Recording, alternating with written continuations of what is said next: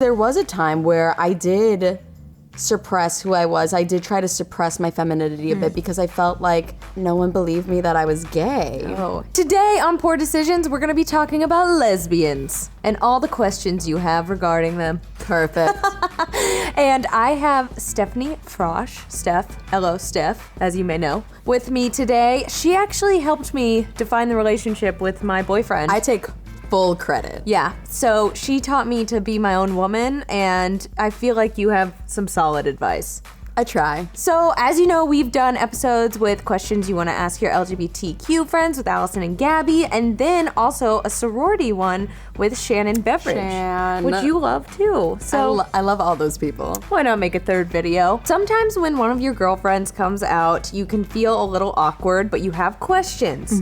And some of those questions might be regarding stereotypes, but we're here to break those down. This is the Pink Lips drink with a little bit of sparkling rosé adorned with a Georgia O'Keeffe-esque vagine. This looks more like it. Yeah, it needs to be pinched in a little bit.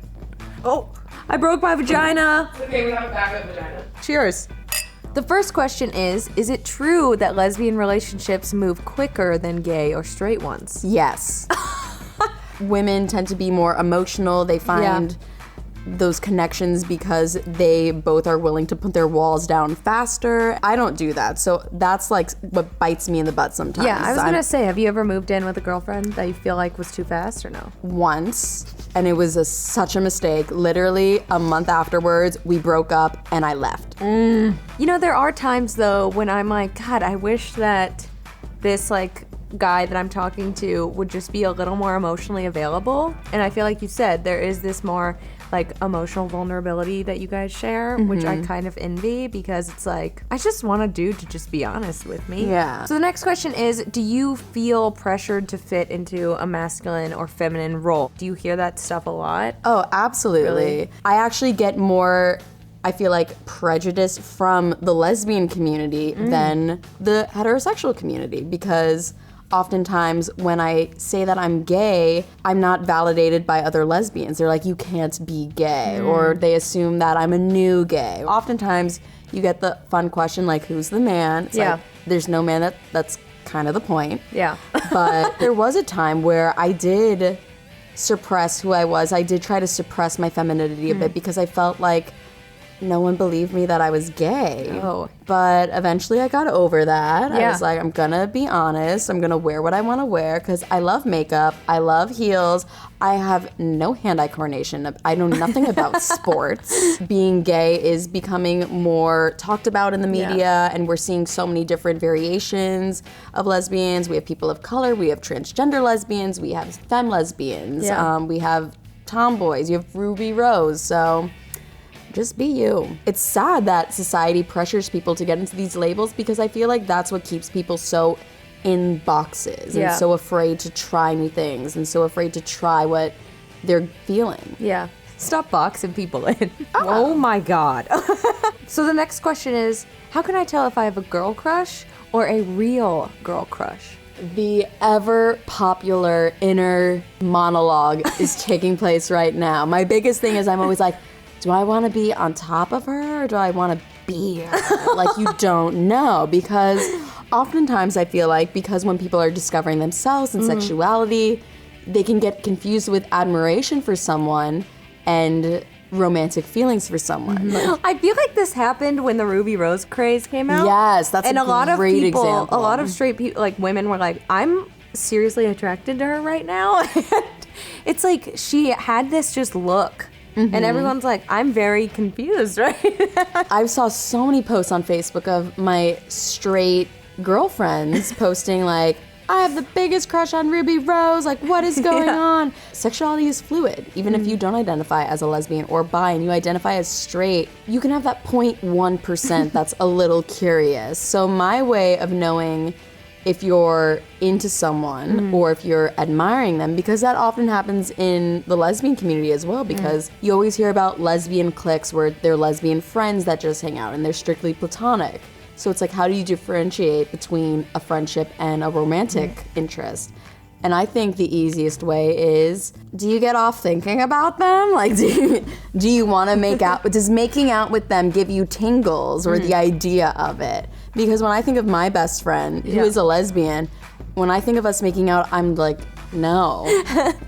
But if I think about, a woman who I am interested, I'm like, you get butterflies, you get that excitement, you get that rush of just pure joy. Yeah, and I think there is that too where you can be attracted to someone and being like, wow, they're a really good looking person. Yeah. But be like, I'm not like interested in them either. I could totally acknowledge if there's an attractive man, I'll be like, he's attractive, I just don't want to sleep with him or date him. And I think our tongues are better in our own mouths. Oh my God. The next question is, what do lesbians think of penises? Oh.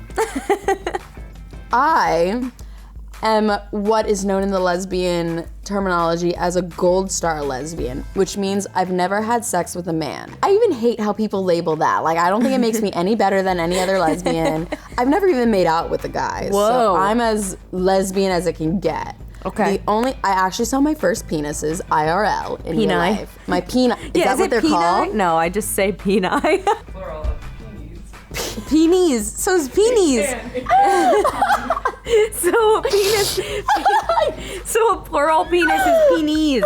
How many penis have you seen before? The only time I've ever seen a peenie IRL was actually this summer at San Francisco Pride, because in the Castro, nudity is legal. I feel like it also depends on the lesbian, because, a lot of lesbians use strap-ons and dildos and things like that, and some lesbians don't like them to look like a penis. Right. Some do. So it really depends on each individual. I don't think there's a universal opinion for the peenies.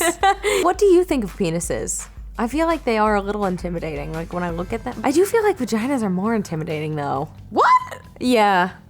I don't think I've ever seen like a vagina in real life up close other than mine. That's our collab. Oh my God, we found it. The time I showed Candace my vagine.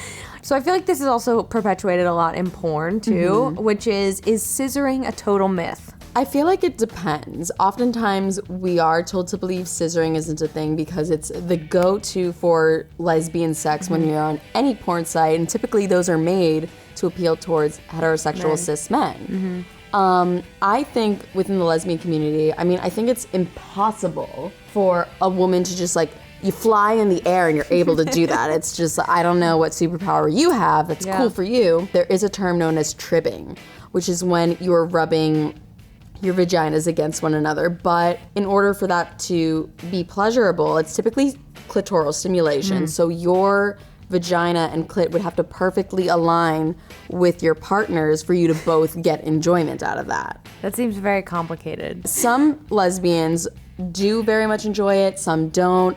Every single person is different. There's lesbians who like penetration, there's lesbians who don't, there's touch-me-nots, there's pillow princesses. It's a whole spectrum of what you enjoy sexually. And flying in the air and just perfectly, how do you do that? That seems painful. It's like the Matrix, but gay. Help, I have fallen for my straight friend.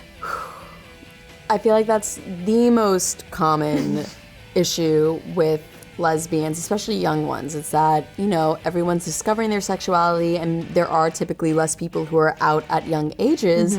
So who else do you fall for besides your straight friends? Yeah.